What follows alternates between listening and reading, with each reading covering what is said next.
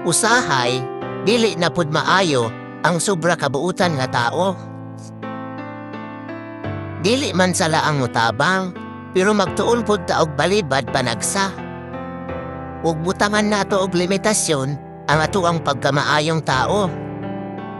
Dili pud tong ihatag nato ang tanan, kay pag moabot ang panahon nga mangailangan ka, ikaw na pud ang maapiki ug mamoblema.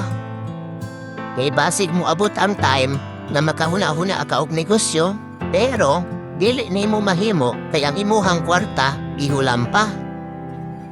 Unya, dili po nato masingil tungod kay naglisod man pod. Ug isa pa, imuharang mga kaila ug mga duol sa imuha. Paita no, wala jud tay laing mahimo kundi ang moginhawa og laom.